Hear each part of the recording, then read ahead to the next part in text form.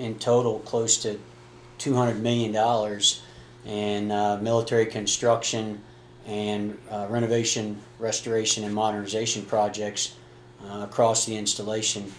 That included about $60 million that we received at the end of the year that was specifically tied to growth projects. Some of the other projects that we had during 2015 were pre-programmed projects, such as the AIT Barracks Complex across the street. But the $60 million that we received at the end of the year was specifically tied to those growth missions. And one of the things that was really helpful for Fort Gordon was that Installation Management Command. They're responsible for the kind of the business of running Army garrisons across the Army. They developed a summit, a cyber installation support summit that happened once a quarter, where Fort Meade, Fort Gordon, and Fort Belvoir would come together and lay out needs that were specifically tied to cyber growth. And through that effort, we were able to receive about $60 million of resources to either do renovation projects of existing facilities or to do road network improvements. So that happened in calendar year 2015. With the military, we operate on a fiscal year, so it'll actually be executed in fiscal year 2016. One of the other things that we did in 2015 that I think that we were pretty effective at was really the outreach in the community. We did a lot of effort with the local community to really educate them on not only the opportunities that are going to come with this growth, but also some of the needs that we have as an installation. The community came together, developed a program called the Alliance for Cybersecurity Education, or ACE. And what that is designed to do is to inject STEM and specifically cyber related curriculum into the high schools. So that really started going in earnest this year. We did a town hall in D.C. where we took leadership from the Chambers of Commerce of Augusta, Columbia County, and Aiken County. And we went up to D.C. We hosted a town hall at Fort Belvoir and at Fort Meade, where we really educated the community there about all the great things about this this region, and with the idea that they're going to eventually be coming here as part of our move of Army Cyber Command to Fort Gordon. We want to tell them all the good things about this local area. And it's really important from a military perspective, is because we want them to make the decision to move from the D.C. area to Augusta, because when Army Cyber Command comes here, we need them to be operational, and it'll be much more adept at becoming operational if they bring a large majority of their workforce here.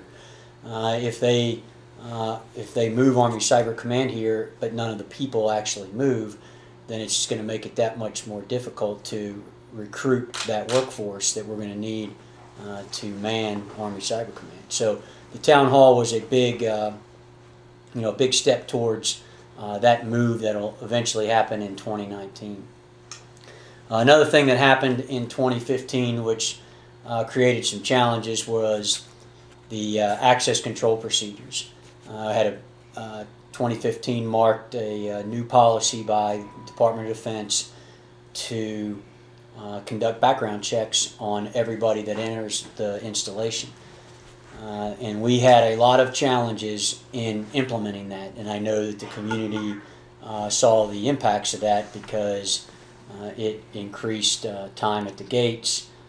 It made access to the installation more problematic.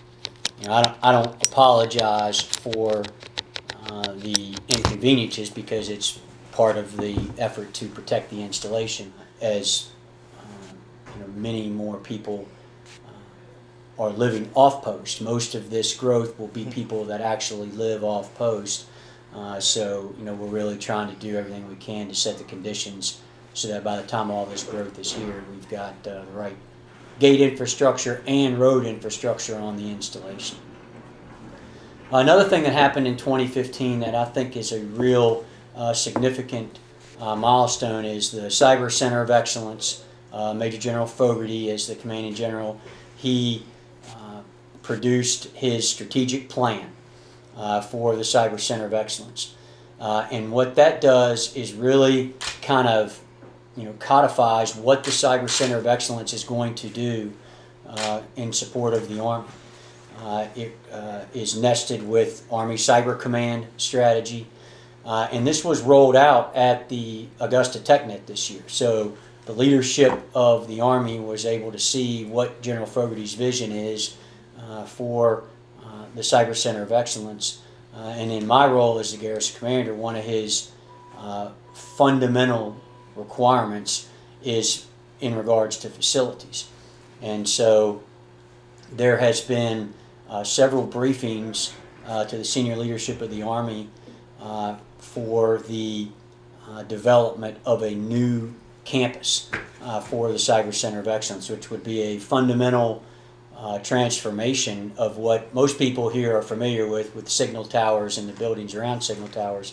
The concept would be is that we would pretty much demo most of the existing campus and either construct new facilities or renovate some of the existing facilities.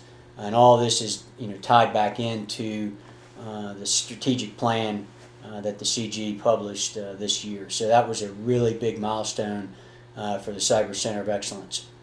It's one thing to say that we're the Cyber Center of Excellence, but it's another thing to actually take the steps to actually produce the talent that is commensurate with being the Cyber Center of Excellence. Now, while we're talking about that, I think it was in the media roundtable that we had at TechNet that this kind of was brought up, but in building those new facilities for the teaching side of the installation, wasn't the idea to also kind of keep them close to where Cyber Command would be to kind of exchange some of that learning?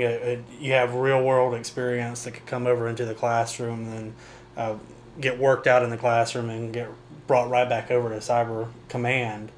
Right. Yes. I mean that really is the big idea, which is the Army made the decision to put their operational component of cyber, which is Army Cyber Command, at the same location that they do their institutional instruction for cyber workforce. And in the Army's case, that's the Cyber Center of Excellence. So as Army Cyber Command learns lessons in the conduct of operations, they can literally walk across the street, so to speak, and bring those lessons learned directly back into the classroom. The other aspect of this campus build, though, is that we treat it like a campus, like a college campus, which is where you have walkable space between the living areas and the training areas. So libraries, classified workspace, in an environment that's conducive to learning. So that's why it's more than just about building some new buildings. It's about creating the conditions that are going to allow us to produce a cyber workforce for the nation.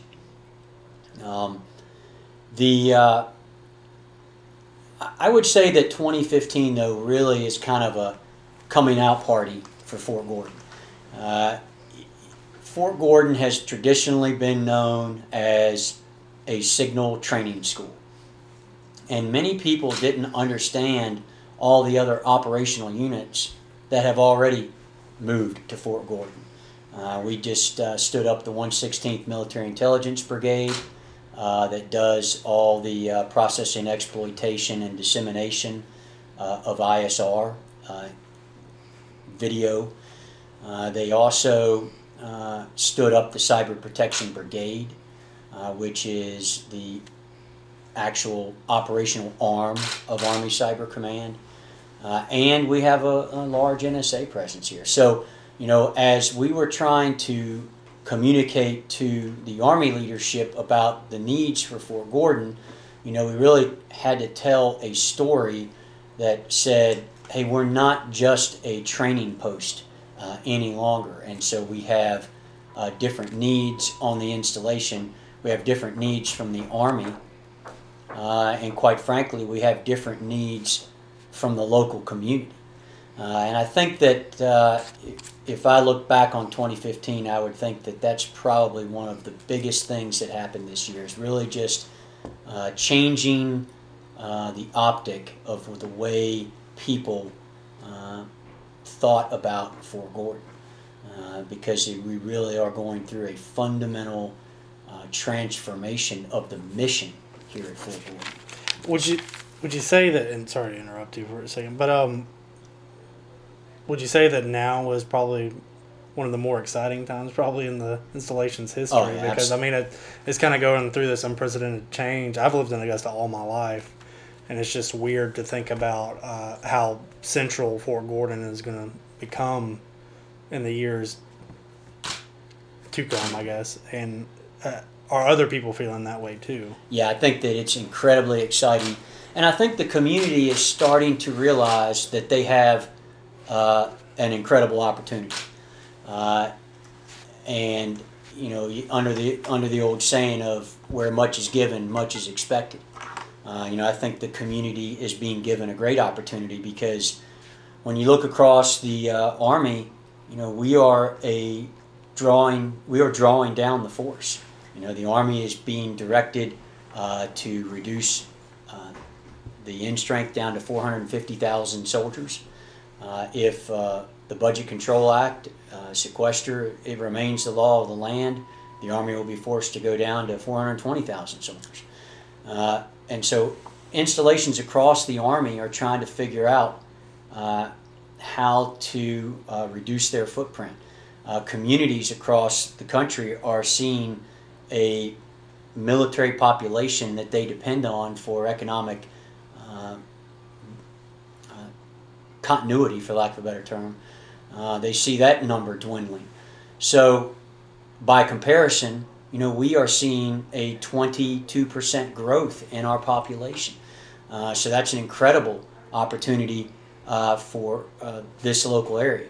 But then when you take a look at the type of growth that it is, which is a highly skilled workforce, probably a more senior workforce, that's probably going to make different decisions. They're going to make decisions to buy homes.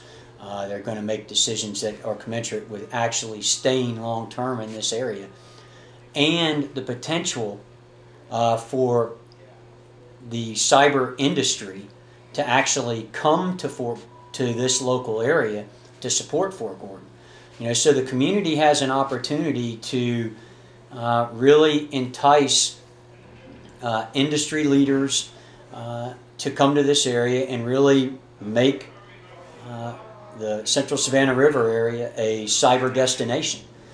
And I think that with that opportunity comes a lot of challenges. And I think the community is really starting to recognize and capitalizing on that opportunity, because at the end, we need people to make the decision to want to come to Fort Gordon, to want to enter the cyber workforce, and be happy in this area.